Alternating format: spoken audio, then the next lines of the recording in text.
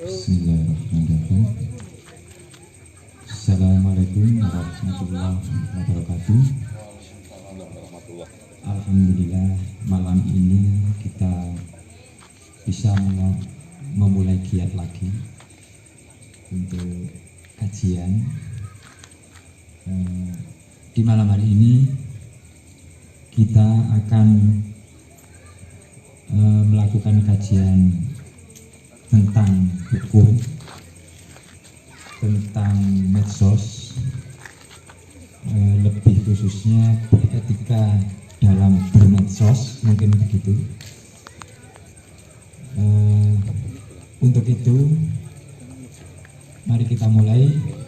Sebelumnya kami mohon untuk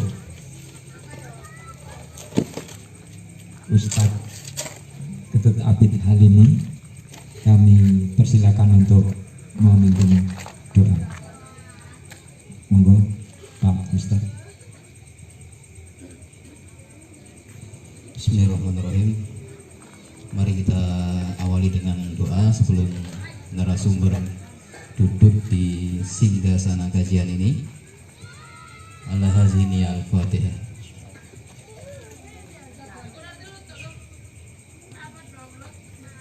Bismillahirrahmanirrahim. Alhamdulillahirabbil alamin. Allahumma shalli ala Muhammad wa ala ali sayyidina Muhammad. Allahumma taqabbal salatana wa siyamina wa ruku'ina wa sujudina wa tammim taksiruna ya Allah ya rabbal alamin. Allahumma ya Ghaffar ya Musa, berkahi usia kami, berkahi rezeki kami, jadikan anak-anak kami pemimpin Islam yang berakhlakul karim. Jadikan generasi kami generasi yang membanggakan dunia dan akhirat. Rabbana atina fid dunya hasanah wa fil akhirati hasanah wa qina adzabannar. Alhamdulillahirabbil alamin. Terima kasih Pak Ustadz Abid Halimi. Untuk selanjutnya kami mohon Bapak Irahman untuk sebagai presenter. Kami persilakan untuk moderator Pak Irahman.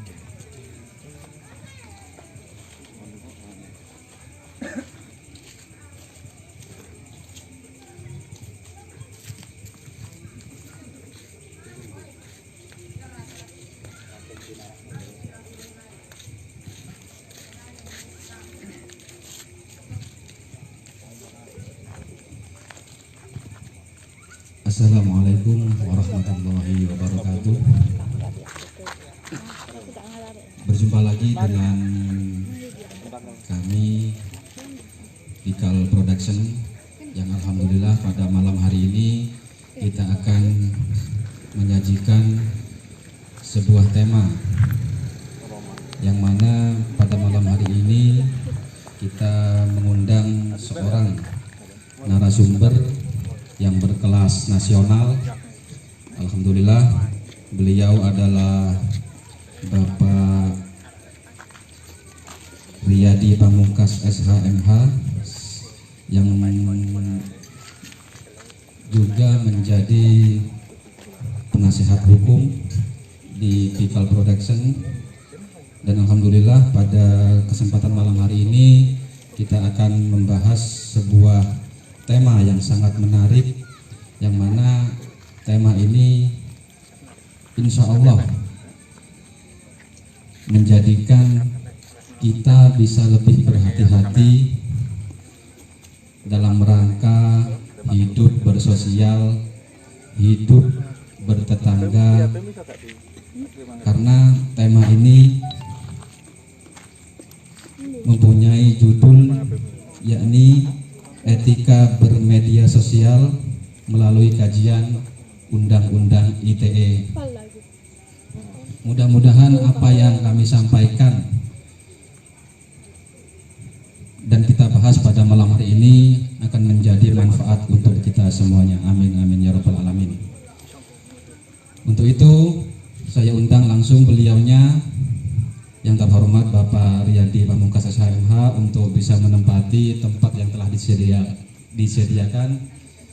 Kepada beliau saya persilahkan.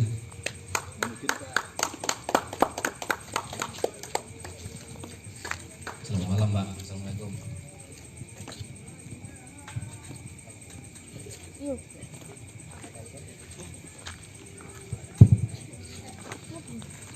Assalamualaikum warahmatullahi wabarakatuh. Waalaikumsalam warahmatullahi wabarakatuh. Selamat malam, salam berbahagia untuk kita semua, yang mana kita malam ini bisa bertemu di Taman Pikal dalam keadaan sehat walafiat. Tak lupa salawat serta salam kita sampaikan kepada junjungan Muhammad sallallahu alaihi wasallam. Dalam kesempatan ini saya akan menyampaikan bagaimana dalam bermedia sosial sehingga kita bisa aman, nyaman. Nah, itu ada suatu trik yang harus kita lakukan karena semua sudah diatur di dalam undang-undang. Kita menyikapi undang-undang karena bermedia sosial kita juga dibutuhkan tidak hanya untuk kita mencari popularitas, tapi kita bagaimana kita memanfaatkan media sosial sebagai arah bisnis dan pembelajaran informasi yang harus kita dalami di dalamnya. Di sini kita sampaikan bahwa terkait dengan penyamaan etika bermedia sosial, kita tetap tidak lupa konsep hukumnya adalah mengacu pada Undang-Undang Nomor 19 tahun ini perubahannya nomor 18 tahun 2008 yang saat ini telah dirubah menjadi Undang-Undang Nomor 19 tahun 2016 tentang informasi dan transaksi elektronik. Di sini bahwa kita dengan dasar hukum itu kita sebagai artian luas dan sekitar kita dan secara khususnya bagaimana kita bisa membatasi diri kita, bagaimana kita bisa berekspresi yang bisa membawa barakah. Iya. Itu. Iya. Jadi kan pemilihan tema ini kan sebenarnya harusnya ada latar belakang Pak ya. Betul. Jadi memang perkembangan di era digital pada saat ini yang mana seharusnya media sosial ini mempunyai manfaat di mana orang satu dengan orang yang lain bisa saling bersosialisasi, memberikan informasi yang lebih mudah tanpa atau etika yang ada. Kan sebenarnya seperti itu Pak ya. Betul. Jadi dengan perkembangan era zaman kita mau tidak mau kita dituntut harus mengikuti perkembangan zaman. Di mana saat ini adalah kita harus bisa bermanuver bagaimana kita mengikuti perkembangan zaman. Kalau kita tidak mengikuti perkembangan zaman terkait perkembangan elektronik, kita akan tertinggal. Itu bisa dikatakan dengan gaptek. Dan hampir semua mungkin dahulu kita dengan dunia elektronik, HP mungkin satu rumah juga punya satu. Dan saat itu hampir tiap orang pakai HP bisa 1 sampai 2. Nah, bagaimana membawa penggunaan elektronik HP ini bisa bermanfaat untuk masyarakat khususnya dan untuk pribadi. Betul. Itu Pak ya yang akan kita bahas pada malam hari ini. Betul, itu yang kita bahas. Karena memang pada zaman sekarang ini kan timbul bahasa-bahasa baru Pak dengan adanya media sosial ini. Mungkin ada yang ngomong bully, nyinyir, kan seperti itu ya. Sehingga ada juga istilah sekarang itu jempolmu harimaumu sekarang Pak. Dulunya mulutmu, sekarang ganti jempolmu. Sekarang berubah ya. Dengan arahan jari kita bisa berjalan oleh adanya pidana. Dulu adalah hanya mulut kita. Sekarang mungkin dengan jari-jari kita bisa terbawa ke ranah pidana. Iya. Karena mungkin juga kan nantinya pembuktiannya lebih gampang Pak ya. Ada buktinya. Ada bukti secara elektronik terbukti di situ. Iya. Dan tindakan pidana yang sudah muncul di situ juga. Betul. Bagaimana kita beretika ini agar kita aman dan nyaman. Khususnya bagi kita sendiri pribadi dan keluarga kita dan masyarakat luas khususnya. Jadi di di dalam Undang-Undang 19 2006 tentang ITE itu bahwa bagaimana kalau saya mengatakan jaga diri kita, keluarga kita, awasi mereka, jangan takut untuk melangkah, akan tetapi jadilah bagian dari dan carilah peluang di situ. Jadi kalaupun kita sangkut pautkan dengan COVID ini, bagaimana kita bisa ngambil peluang dengan bermedia sosial ini. Yang kita arahnya bisnis ya bisa bisnis, yang kita arahnya untuk pembelajaran bisa belajar dari ini. Dan tidak menutup kemungkinan saat ini proses belajar mengajar juga pakai daring semua. Dan ini kalaupun kita tidak bisa mengimbangi kita dengan pertanyaan anak-anak kita tidak bisa mengikuti. Jadi kita tuntut harus bisa. Kalau dahulu kita hanya menyimak aja, sekarang kita tampil harus bisa. Karena kita dituntut saat ini daring, kita juga selain menjadi orang tua, kita menjadi guru anak kita. Kalau kita tidak bisa dituntut mengimbangi itu, kita tidak bisa jalan. Mungkin itu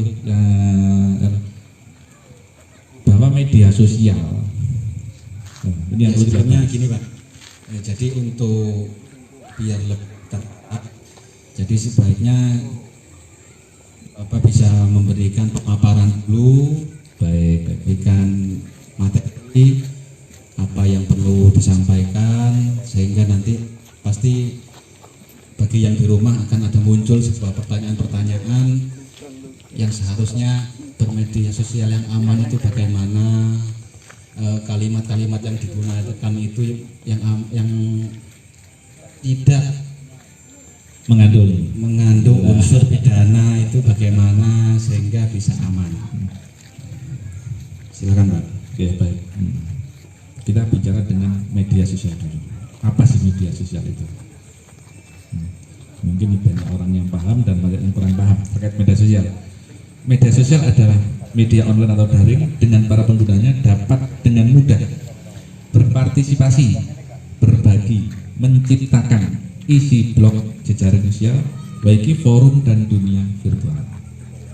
Itu yang saat ini kita mau tidak mau harus mendalami ini. Dan apa etika? Etika adalah suatu norma atau aturan yang dipakai sebagai pedoman dalam berperilaku di masyarakat bagi seseorang terkait dengan sifat baik dan buruk. Ya, jadi di etika ini membedakan baik buruknya. Kalau kita gabungkan etika bermedia sosial berarti adalah kita harus bisa membedakan baik buruk dalam bermedia sosial. Itu harus kita pahami di awal dulu biar teman-teman yang lagi kita menyaksikan kita bisa paham sebelum kita lebih jauh bermedia sosial etikanya. Jadi kita kasih dasar media sosial dulu, media seperti apa, sosial seperti apa, dan etikanya seperti apa. Itu selanjutnya adalah yang harus kita dalami terkait media sosial. Etikanya sudah sebagaimana yang terkandung di dalam Undang-Undang 19 tahun 2016 tentang ITE. Ini rawan sekali dengan tindakan-tindakan pidana yang kita kurang, kalau kita tidak paham kita bisa terjebak di dalamnya. Ini sangat-sangat sekali dan sering dipakai sebelum ini menjadi dampak dugaan pidana. Kita harus mengantisipasi saat ini. Baik. Nah, ngomong-ngomong tentang antisipasi, tentang tindakan, kita istirahat sebentar. Kita akan menyaksikan sebuah penampilan dari grup Patrol MCA yang akan ditampilkan oleh My Boy dan My Girl MCA. Kepada anak-anak dipersilahkan. Baik.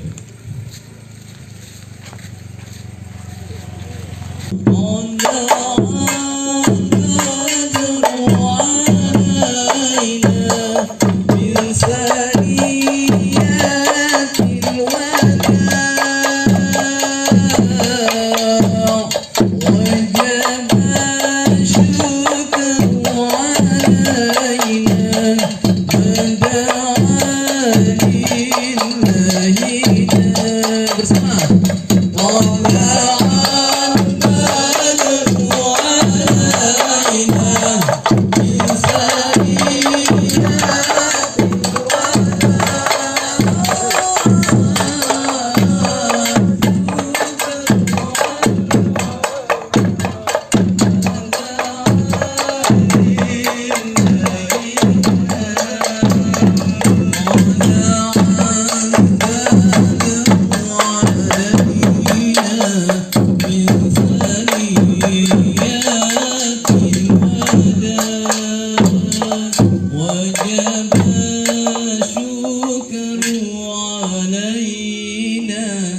من دعا لله داع طلع البدر علينا من ثنيات الوداع وجب الشكر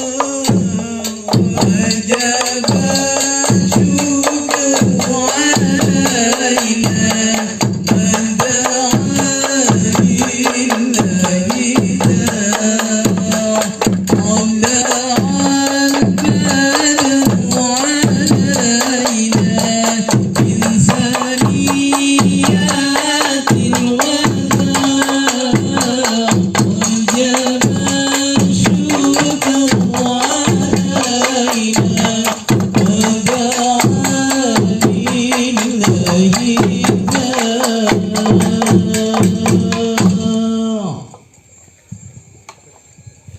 Alhamdulillah. Terima kasih anak-anak. Lantunan sholawat yang sangat merdu sekaligus musikal yang sangat menarik dan juga alamiah. Ya, ini yang harus kita bina. Betul Pak. Jadi generasi penerus kita harus kita bina agar bisa terarah, tidak melakukan hal-hal yang tidak diinginkan, dibina untuk menjadi lebih baik. Itu butuh peran kita yang untuk lebih baik. Iya. Peran serta kita yang butuhkan.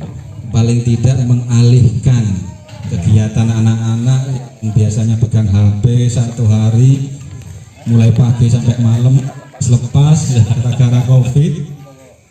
Nah, bisa dialihkan kegiatan-kegiatan yang bermanfaat untuk mereka nanti. Jadi harus kita beri dukungan. Kalau tidak kita menyediakan sarana-prasarananya dan kita bina untuk itu agar lebih maju anak-anak. Jadi pola pikirnya itu dirubah lebih maju agar tidak mengurangi kriminalitas. Iya. Jadi meneruskan pembahasan yang tadi Pak. Baik, Jadi apa yang sudah menjadi sebab akibat adanya undang-undang ITE ini tentu sangat berpengaruh sekali dengan pola kehidupan yang ada di tatanan masyarakat. Karena sekarang kita dalam arti mengekspresikan ketika ada orang yang mungkin di media sosial update status sehingga kita ada bahasanya like, jempol, ada emoticon yang nangis. Ya, tentu bagaimana seharusnya kita menyikapi itu, tindakan-tindakan yang sesuai undang-undang ITE kita bisa aman lah, tidak melanggar ketentuan-ketentuan hukum yang ada di undang-undang tersebut. kita di dalam bermedia sosial kita dituntut dan kita bisa memilah dan memilih. Kalaupun kita di dalam media sosial kita harus bisa mengendalikan emosi kita, jangan kita kepancing dengan bahasa yang digunakan oleh kanan kiri kita bisa mengendalikan diri kita. Lebih baik kita tidak berkomentar daripada berkomentar memunculkan polemik di belakang. Iya betul Pak. Jadi di Islam juga ada bahasa diam itu lebih. Nah itu. Tapi terlalu diam kita juga tidak mengikuti perkembangan zaman. Iya betul. Jadi diamnya cukup di tengah-tengah Pak ya. Ya kita bisa menyikapi agar kita makanya pemanfaatan media sosial bagaimana kita bisa memanfaatkan kita untuk belajar, untuk bisnis, dan apa tergantung kita yang menyikapi. Kalau kita tidak bisa mengikuti perkembangan zaman, kita tidak bisa mengikuti, kita akan tertinggal. Terkait dengan bermedia kita tertinggal, informasi kita tertinggal. Bagaimana tujuannya dengan informasi itu kita bisa membangun. Nah, karena di pasal 27 sampai 35 Undang-Undang ITE itu sangat rawan sekali, di situ diatur klausul-klausul pidana. Mana kadang kita bermedia sosial kita jangan sampai di situ. Tadi jarimu adalah Betul Pak. jeratan Iya, yang macan apa harimau ya. Di pasal 27 itu jelas sebetulnya. Nah, kalau dahulu di KUHP kita mengacu pada pasal 310, 311. Itu dulu digunakan dengan pasal 311 itu larangan mendistribusikan, mentransmisikan, membuat dapat diakses informasi elektronik dan atau dokumen bermuatan ini yang harus kita kaji.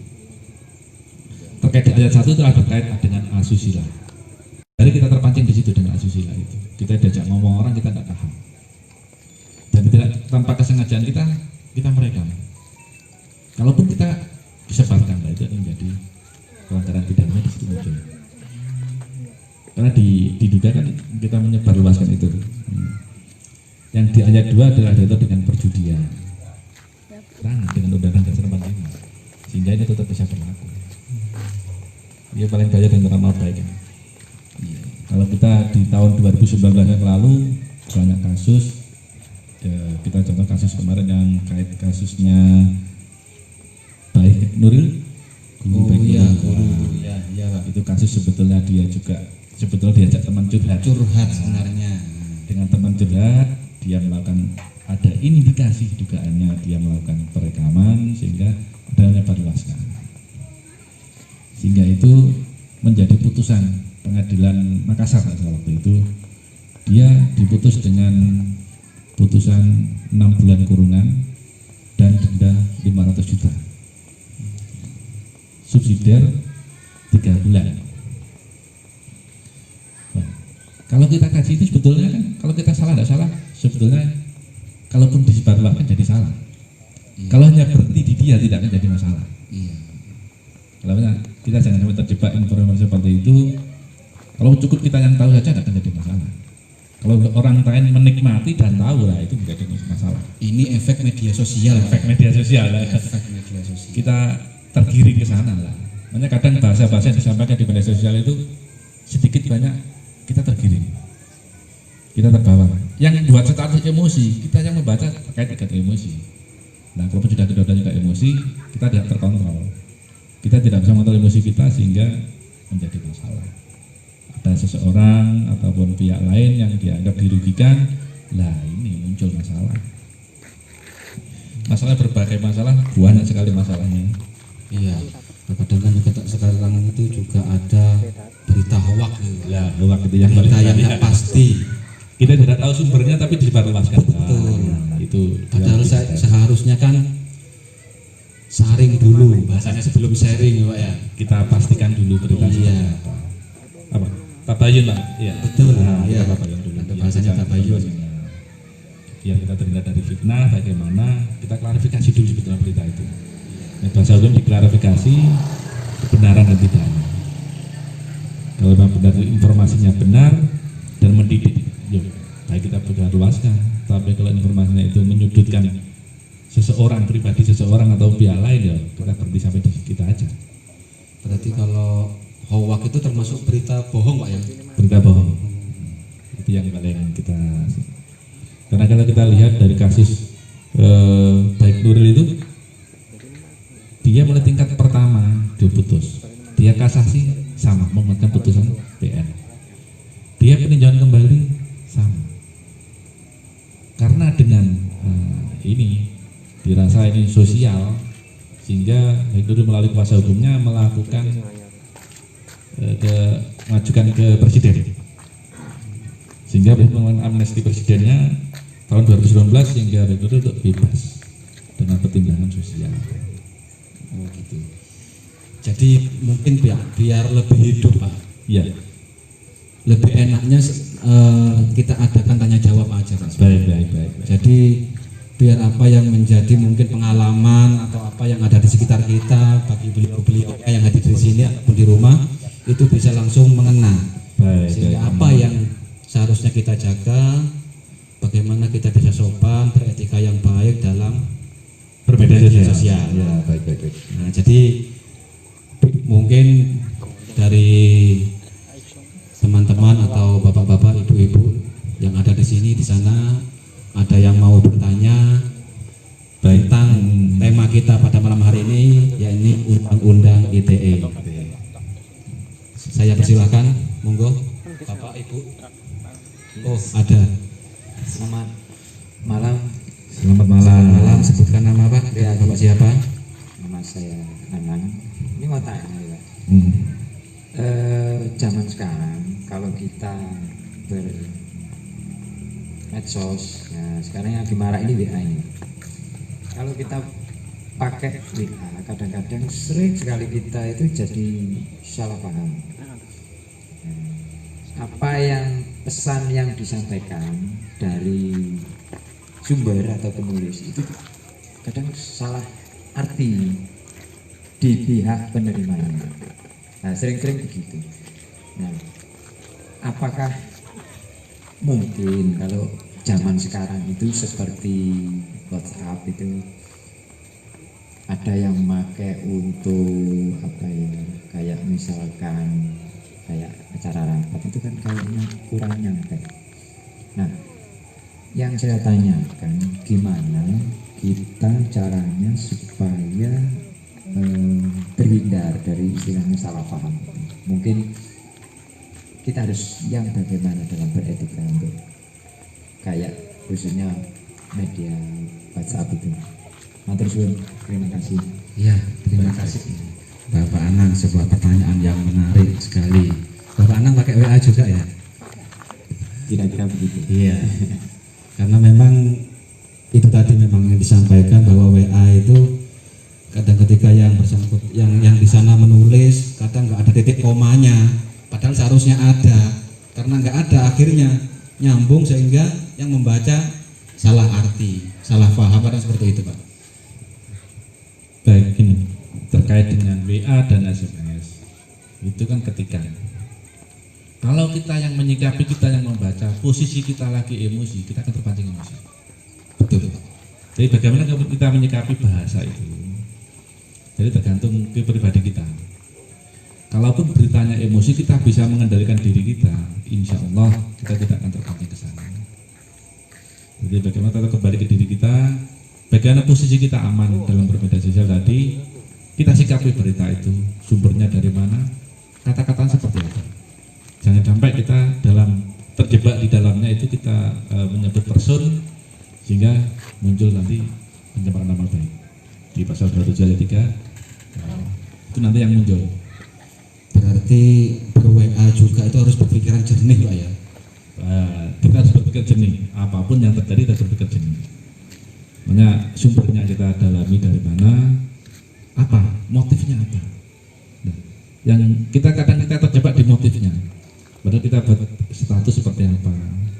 Yang sering ada di grup yang disampaikan Pak Anang tadi, ada di grup seperti apa, mengajaknya seperti apa. Nah ini kalau pembahasannya ada komanya tadi dimaksud itu berbeda pemahamannya. Jadi kembali kita bisa menyikapi bahasanya. Pesan saya tetap sampaikan hal-hal bahasa yang beretika baik. Saya yakin kita akan terhindar dari jeratan pidana.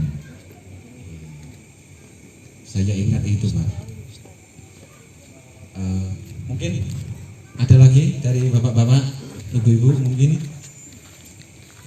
yang mau bertanya, mumpung ada pakarnya atau ahlinya yang bisa menjawab tentang hal ini sehingga kita semua bisa terhindar dari adanya jeratan hukum dari undang-undang. Baik. Assalamualaikum warahmatullahi wabarakatuh. Waalaikumsalam warahmatullahi wabarakatuh. Perkenalkan Pak, nama saya Bapak Aziz Muhaimin. Baik. Yang saya mau tanyakan ini perihal misalkan gini Pak, ada salah satu WA teman saya itu misalkan kalau saya screenshot itu nanti itu mengenai hal-hal negatif, apa ada hukumnya Pak namanya? Baik. Sekian, terima kasih Pak. Screenshotnya teman ya? Iya. Nah ini seperti yang kita jelaskan tadi Pak Moderator bahwa di pasal 27 ayat 1 tadi terkait berita sama baik Nurul tadi kasusnya.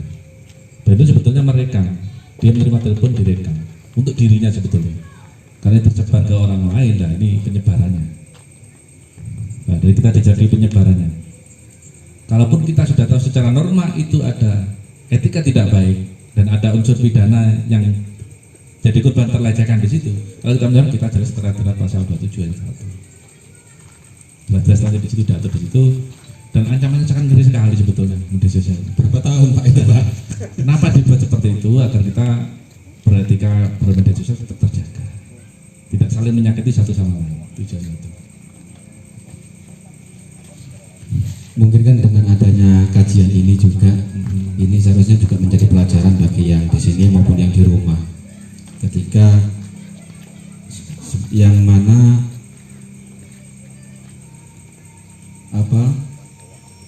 apa yang kita kerjakan itu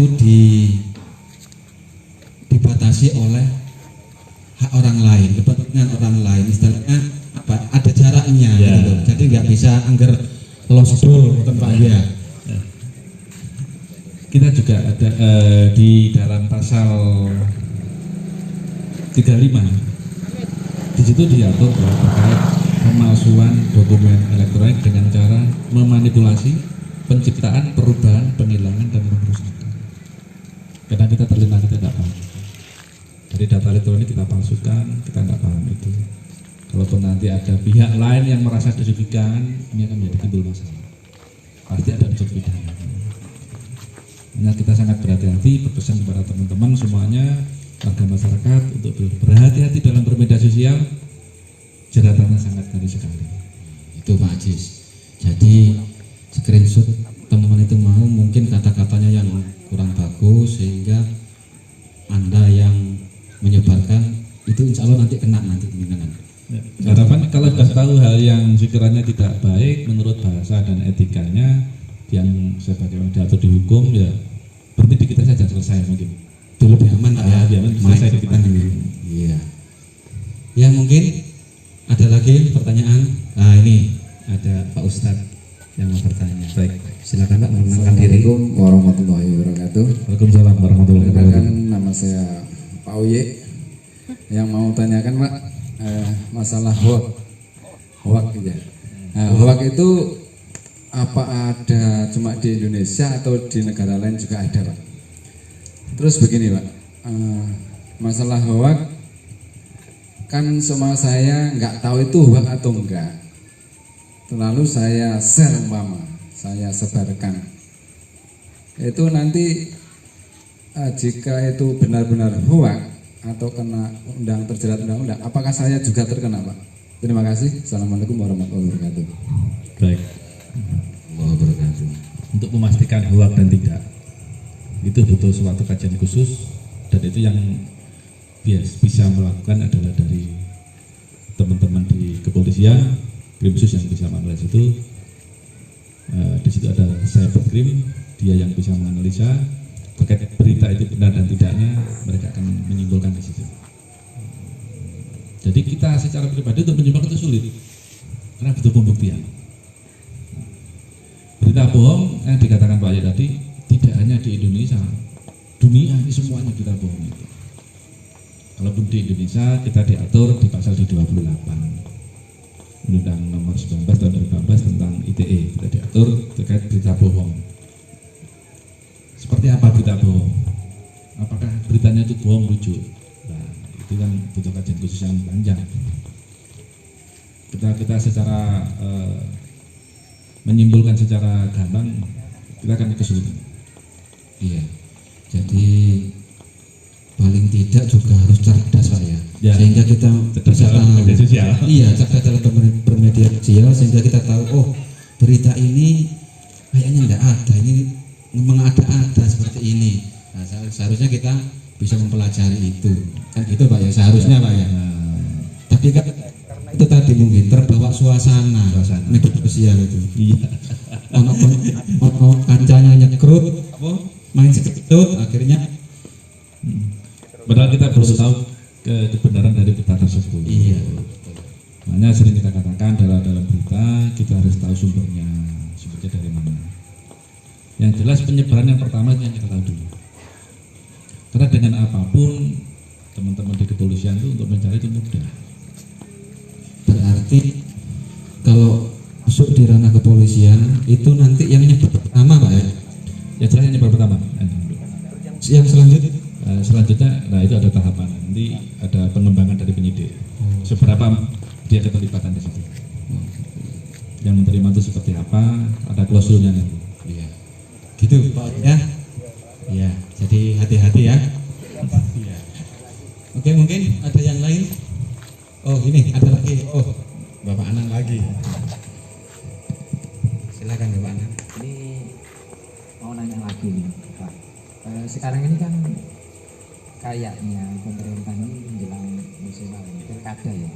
Nah ini banyak kadang itu mungkin dari berita politik itu mungkin saling menjatuhkan. Selama ini apa ya, saling mengunggulkan yang masing-masing visi misinya. Nah yang saya tanyakan, seperti mungkin yang dulu-dulu itu kadang itu berita yang tidak semestinya beredar, mungkin dari potongan-potongan video kampanye. Nah bagaimana supaya kita itu lebih aman dalam menyikapi berita-berita politik menjelang pilkada ini? Matur suwun. Menarik. Sukses ya. Karena kita dengan pandemi COVID-19 ini memang kita untuk ditekankan dalam yang bertarung di pilkada baik kota maupun kabupaten dan provinsi untuk kampanye ditekankan di media sosial. Dan itu apa yang bisa disampaikan, karena apa? Karena kita tidak mau menulari dan tidak mau ditulari COVID ini. Jadi diusahakan seminimal mungkin untuk tidak berkumpul banyak orang. Memang dari para kandidat ini melakukan kampanye di media sosial. Walaupun melakukan hal yang buruk, yang jelek, dan mengapresiasikan itu. Karena itu juga sudah aturan dari KPU Pak. Jadi memang untuk tahun ini pilkada memang pakai jejaring sosial atau media sosial. Ya. Mungkin dari teman-teman yang lain ada pertanyaan atau mungkin kalau masih menunggu mungkin Pak. Kan di sini kan mungkin yang di rumah itu juga bapak-bapak, mungkin ibu-ibu punya anak. Mungkin di situ bapak mungkin bisa mengasih atau memberikan suatu informasi ataupun ujangan atau tata cara harus bagaimana sih orang tua bermedia sosial untuk mengajari anaknya itu. Baik. Gini. Bagaimana pentingnya memahami peran dan fungsi media sosial di masyarakat? Sebagai apa media sosial itu? Sebagai penyebaran informasi, biar kita pahami dulu. Yang kedua sebagai sarana pendidikan. Contoh misalnya jelaskan di awal tadi bahwa kita pendidikan dengan daring, yang penting pendidikan. Yang kedua adalah hiburan, di mana dalam berhibur kita mencari suatu kepuasan tersendiri di dalam bermedia sosial. Yang keempat adalah persuasi, mempengaruhi pikiran orang lain atau audiens. Nah, itu yang dikatakan Pak Angan dari dalam berkampanye. Kita mempengaruhi pikiran orang lain di kita seperti itu. Dan yang berikutnya adalah pengawasan, pengamatan atas tindakan masyarakat dan sosialisasi reflektor masyarakat. Yang berikutnya adalah penghimpun. Nah, penghimpun ini apa yang dihimpun? Dimaksud di situ di dalam bermedia sosial. Yang terakhir adalah berbisnis. Ya, jadi kalau bisnis adalah yang jelas profit, menguntungkan. Nah, juga banyak ditemukan di media sosial itu suatu hal yang tidak masuk akal, ditawarkan dengan harga yang tidak masuk akal. Kita harus jeli di situ. Banyak sekali kotak-kotak seperti itu.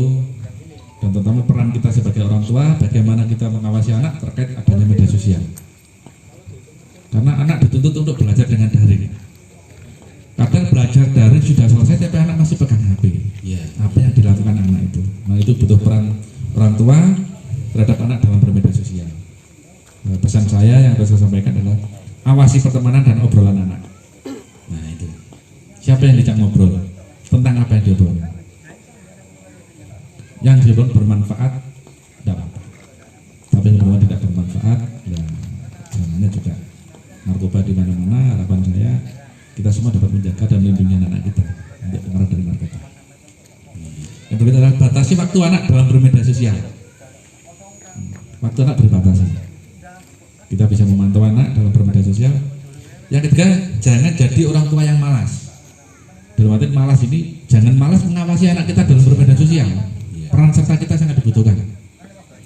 Yang keempat, jadilah contoh yang baik untuk anak. Nah ini, kalau orang tua bisa memberi contoh baik, anak tidak akan melakukan itu.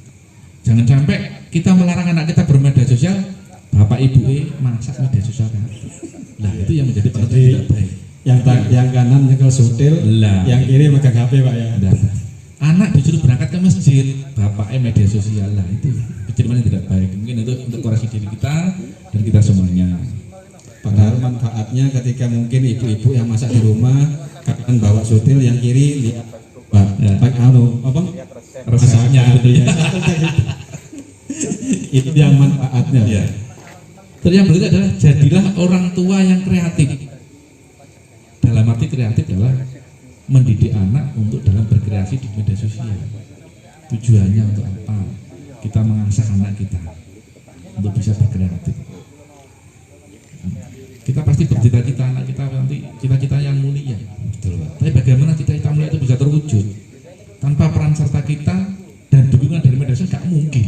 Nah, gitu. Di zaman sekarang Di ini zaman nggak sekarang nggak mungkin. Kita bercita-cita anak saya mau jadi apa? Kita nggak sebut dengan dunia media sosial, nggak bisa media sosial. Kita dituntut harus mengikuti itu. Pendidikan juga media sosial semuanya. Bahkan sekarang mulai dari lowongan kerja pun tidak ada orang ngelamar pakai emak pesanan sekarang. Iya. Kita cukup ada di media sosial, internet katanya Pak Iya. ya. Kita tidak perlu bawa lamaran ke sana. Setelah kita diterima, baru kita menimbulkan data diri kita. Yang keenam adalah meningkatkan kepercayaan diri anak. Nah ini, meningkatkan kepercayaan diri anak. Biar anak itu percaya diri bagaimana? Jangan sampai anak ini beralih ke media sosial karena tidak percaya diri. Jadi anak yang minder. Itu yang betul. Jadi kita mencoba anak kita untuk percaya diri, untuk bisa tampil percaya diri seperti apa, untuk menghindari mengarah ke tindakan kriminal. Tetap peran serta kita untuk dibutuhkan. Nanti memberikan dukungan sepenuhnya atas kreatif anak. Lah ini, anak harus kreatif. Menuntut anak untuk kreatif tidak, ini didukung tanpa media sosial tidak mungkin. Karena kita bisa berkreasi apapun adalah dari media sosial. Kita cukup belajar di media sosial. Atau kita belajar secara nyata langsung kita pun juga susah. Di alam pandemi seperti ini kita susah. Kita bisa komunikasi dengan media sosial untuk bisa mengatakan kreatif kita. Sekaligus ya. Nah yang terakhir adalah jangan takut gagal. Kita harus mengatakan jangan takut anak itu gagal. Biasanya kegagalan anak itu orang tua menyalahkan anak. Padahal peran orang tua itu sangat dibutuhkan. Jangan kalau anaknya gagal, anaknya disalahkan. Bagaimana pertanyaannya bagaimana peran serta orang tuanya terhadap anak itu? Nah, mungkin kita yang saat ini kita sudah lalai, kita harus mengingatkan bagaimana peran serta kita masing-masing. Ya. Jadi kalau di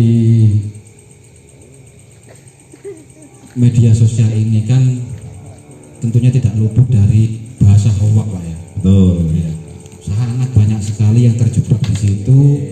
Seakan-akan karena memang berita hoak itu kalau dibaca itu memang kayaknya beneran Pak. Ya. Kalau sehingga apa ya? Ada kepercayaan.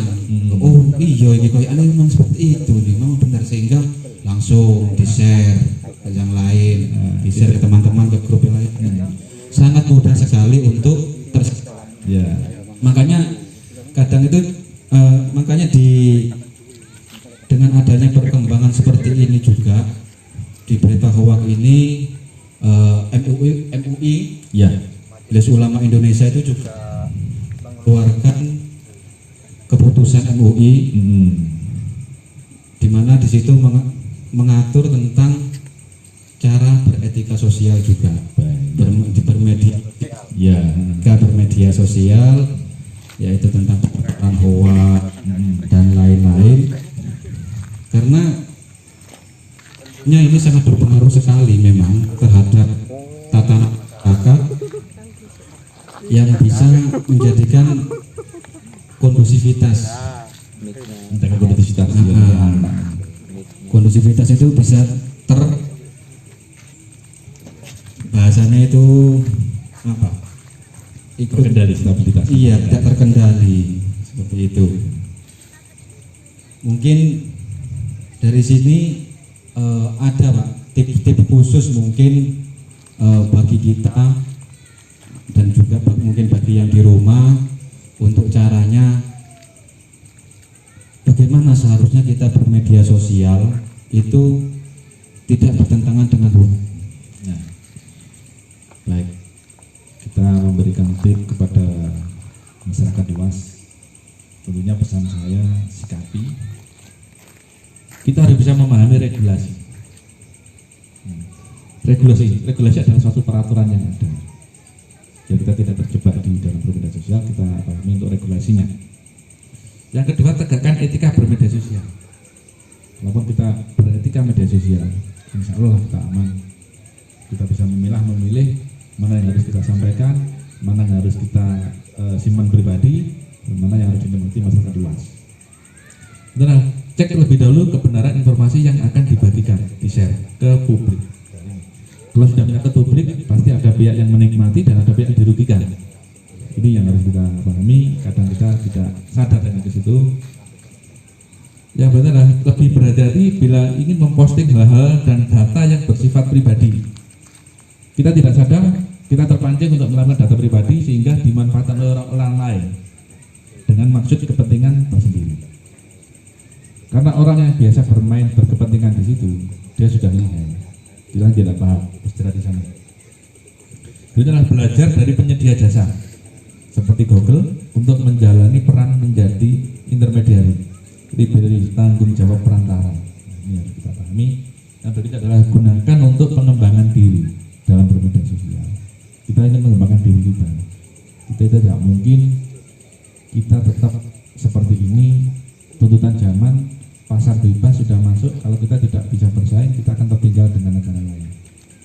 Bagaimana kita bisa berdiri sama tinggi, juga seperti dengan bangsa-bangsa lain ini bagaimana? Tanpa peran media sosial kita tidak bisa. Mana bagaimana kita menyikapi media sosial yang baik dan benar seperti apa? Ini tidak bisa dipungkiri, kita tetap mengikuti perkembangan zaman. Dan teknologi berkembang terus. Dulu HP cukup bisa SMS, cukup bisa telepon. Sekarang apapun bisa kita lakukan di dalam HP. Apapun kegiatan bisa dalam HP. Dulu kita untuk transfer harus datang ke ATM, itu nggak perlu, kita investasi semuanya. Karena bagaimanapun kita mau tidak mau terlibat.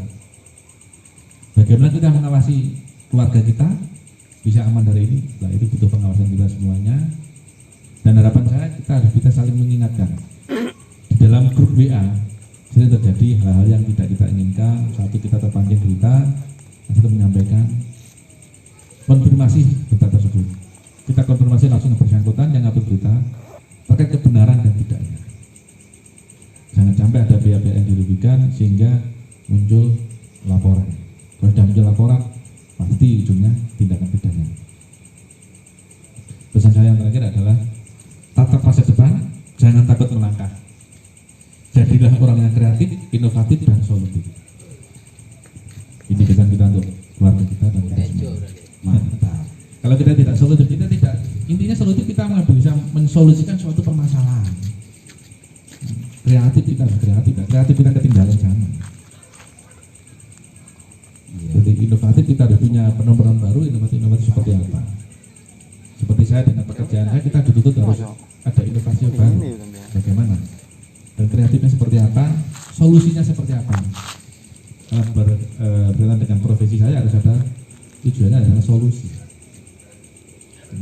Jadi kita bagaimana mencarikan suatu solusi dengan profesi kita.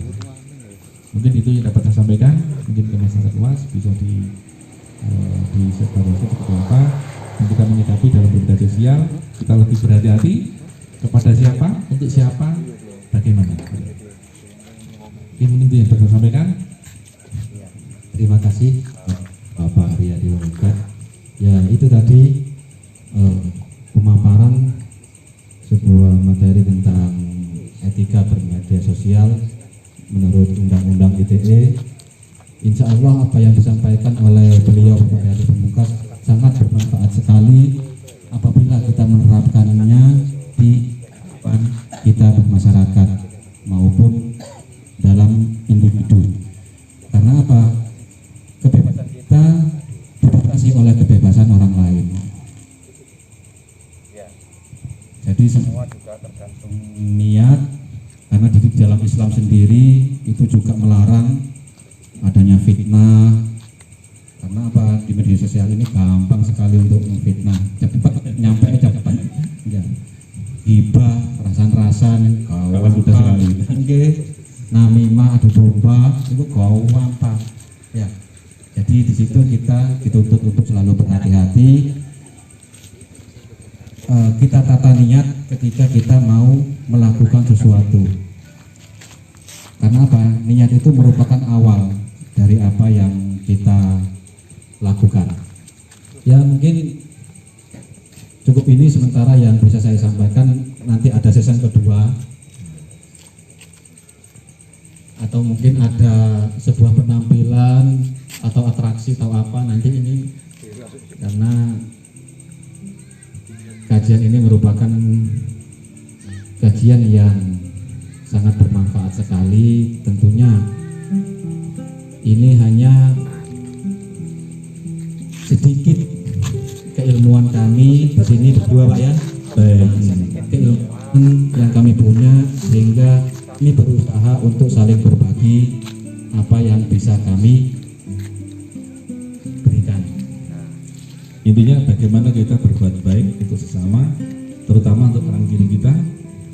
Jangan sampai orang kiri kita mendapatkan suatu permasalahan dan tidak tahu, sehingga dengan ini bisa menjadi tahu, terhindar dari jeratan pidana. Ya, ya. Baiklah, untuk selanjutnya kita akan mendengarkan sebuah closing. Oh ya, kita closing statement dulu Pak dari Bapak Pamungkas. Tema pada malam hari ini, silakan Pak. Baik, dengan tema etika bermedia sosial. Bagaimana kita melangkah ke depan dengan bermedia sosial? Kita harus bagaimana? Kita harus berbuat baik di tanpa batasan waktu. Kita harus berbuat baik dimanapun, kapanpun, untuk siapapun, sehingga hidup ini kita bisa bermanfaat bagi diri kita, keluarga kita, tetangga kita, khususnya masyarakat Indonesia yang semangat di dalam kita memerangi pandemi COVID-19. Kita bisa diberikan kesehatan jasmani rohani, bisa berbuat baik untuk kita semua. Hidup Pikal, hidup Pikal. Terima kasih. Ya, terima kasih Bapak Riyadi Pamungkas. Baik sekali bahasan pada malam hari ini. Mungkin kita bisa berjumpa lagi di terima kasih Bapak.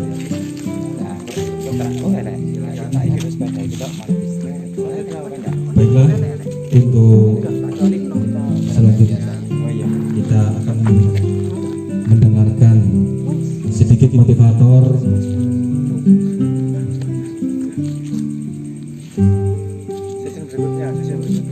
Oh ya, nanti di season berikutnya. Jadi untuk pada malam hari ini kegiatan kita di Taman Pikal Production tentang kajian etika bermedia sosial dalam Undang-Undang ITE sudah selesai. Mudah-mudahan semuanya yang kita sampaikan dari narasumber bermanfaat bagi kita semua. Saya sebagai moderator Inayatur Rahman mengucapkan terima kasih kepada Bapak Ibu semua yang hadir dan juga di rumah mengucapkan terima kasih. Kami akhiri, wallahul muwaffiq ila aqwamit thoriq. Wassalamualaikum warahmatullahi wabarakatuh.